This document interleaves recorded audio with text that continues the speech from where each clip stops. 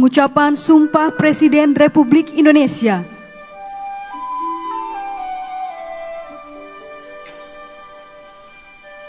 Bismillahirrahmanirrahim.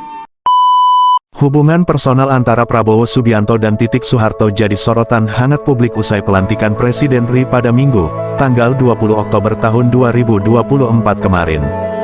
Kehadiran Titik Soeharto dalam momen pelantikan Prabowo Subianto selaku Presiden RI ke-8 membuat kabar soal keduanya jadi incaran hangat masyarakat.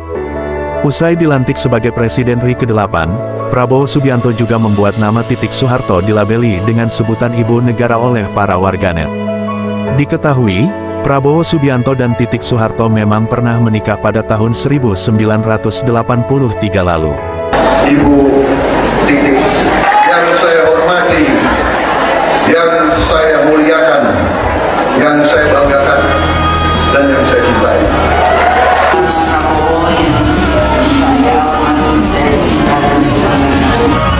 Dari pernikahannya tersebut, Prabowo dan Titik dikaruniai seorang anak yang kemudian dikenal sebagai Didit Hedi Prasetyo atau Didit Prabowo. Namun pernikahan tersebut dikabarkan kandas dengan perpisahan Prabowo dan Titik Soeharto pada tahun 1998. Meski demikian, tak ada bukti nyata terkait perpisahan keduanya secara negara. Sehingga, banyak yang menduga bila sebenarnya Prabowo dan Titik masih secara resmi sebagai suami istri. Apalagi, dalam berbagai kesempatan, seringkali Prabowo Subianto dan Titik Soeharto terlihat cukup mesra hingga membuat gemas banyak pihak. Seperti saat pelantikan Presiden pada Minggu kemarin, Prabowo dan Titik tertangkap kamera sedang saling lirik. Padahal keduanya diketahui sedang berada di sudut ruangan yang berseberangan. Prabowo sedang berhadapan dengan seorang tamu, sama halnya Titik Soeharto yang sedang berbincang dengan seseorang lainnya di ujung ruangan.